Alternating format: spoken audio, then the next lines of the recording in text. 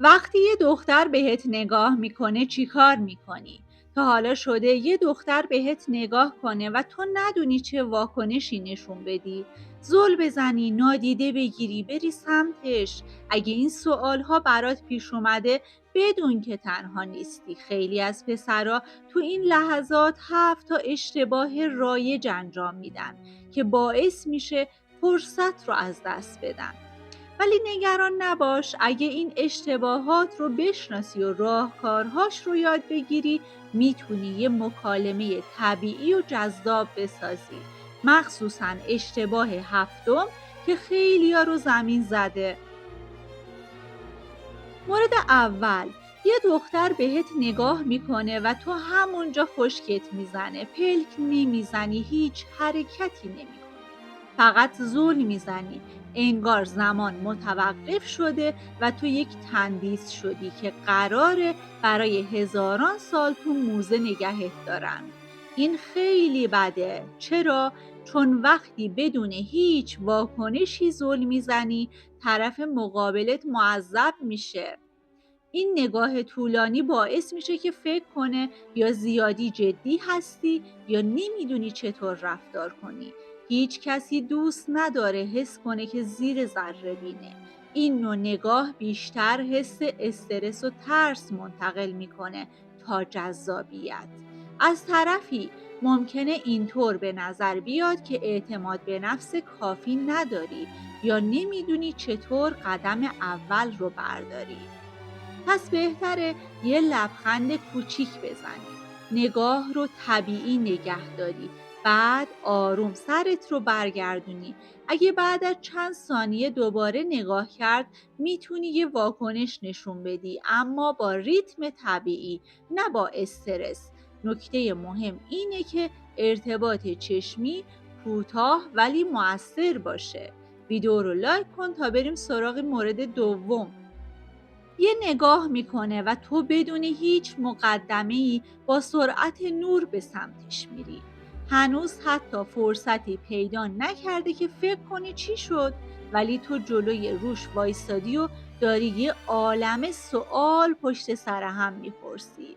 این حرکت ممکنه باعث بشه که طرف حس فشار داشته باشه. شاید هنوز مطمئن نبوده که واقعا میخواد باهات حرف بزنه یا نه. ارتباط گرفتن یه چیز طبیعیه، نه یه مأموریت اضطراری. حتی اگه علاقه ای داشته باشه، این عجله میتونه همه چیز رو خراب کنه و اون رو از ادامه مکالمه منصرف کنه. ممکنه حس کنه که تو ناامیدی و همین موضوع جذابیتت رو کم کنه. پس بهتره اگه نگاهش ادامه داشت یه لبخند بزنی یا یه تکون کوچیک به سرت بدی. اگه اونم واکنش نشون داد بعدش با آرامش جلو برو و یه گفتگوی ساده رو شروع کن. یه جمله کوتاه مثل فکر کنم امروز رکورد بیشترین نگاه مرموز رو زدی میتونه یه شروع عالی باشه. اشتباه سوم، سخنرانی استیو جابزی. بالاخره بهش نزدیک شدی ولی به جای یه مکالمه طبیعی شروع میکنی به ارائه یه رزومه کامل از زندگی درباره شغلت، ماشینت، تفریحات گرون قیمتت و کلی چیز دیگه که اصلا پرسیده نشده و خیلی افتضاحه، چون باعث میشه مکالمه یه طرفه بشه و طرف حس کنه که فقط داره یه سری اطلاعات درباره تو دریافت میکنه بدون اینکه خودش جایی توی این گفتگو داشته باشه. مهمتر از همه، این نوع مکالمه معمولاً حس خودنمایی رو منتقل میکنه که هیچ جذابیتی برای یه دختر نداره. علاوه بر این کار حس صمیمیت رو از بین میبره و مکالمه رو تبدیل به یک مسابقه قدرت میکنه.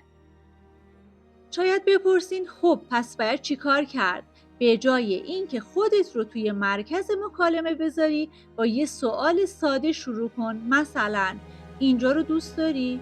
یا معمولا اینجا میای؟ اینطور مکالمه ها دو طرفه میشه و اونم احساس راحتی بیشتری پیدا میکنه. اجازه بده اونم تو مکالمه سهمی داشته باشه.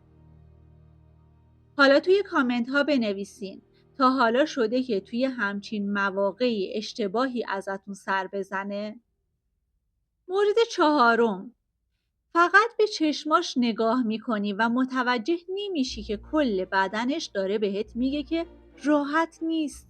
شاید یه نگاه انداخته اما همزمان دست به سینه ایستاده یا سرش رو پایین انداخته و این خیلی بده که تو فقط به چشماش زل بزنی، چون زبان بدن یکی از مهمترین سیگنال ها رو میده.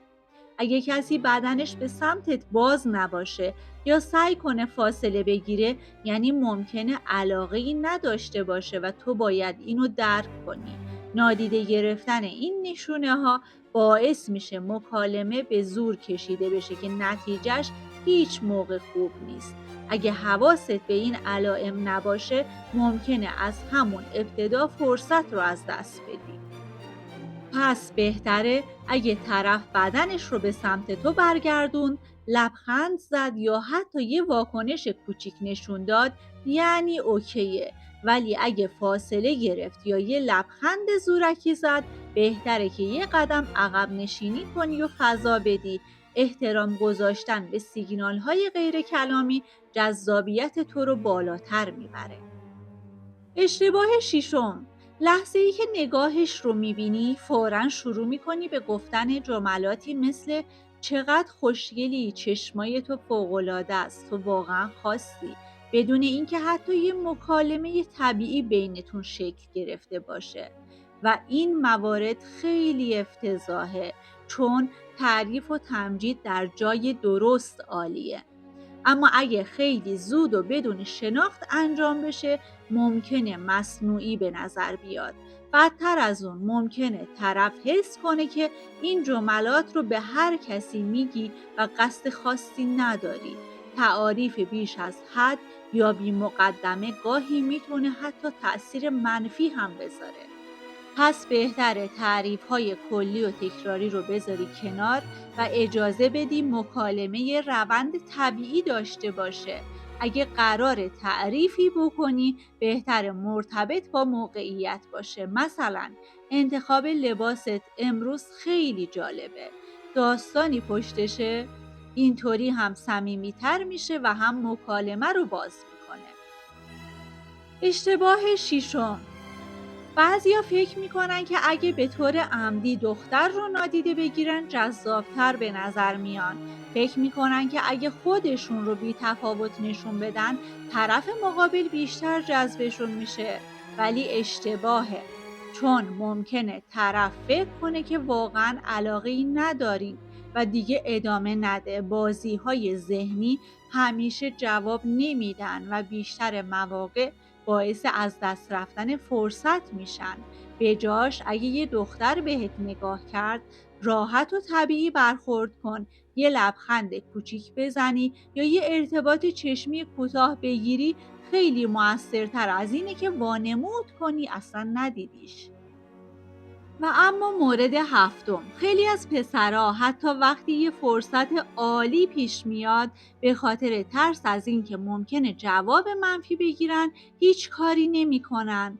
و این خیلی بده، چون هیچ چیز بدتر از پشیمونی از فرصت‌هایی که از دست دادی نیست.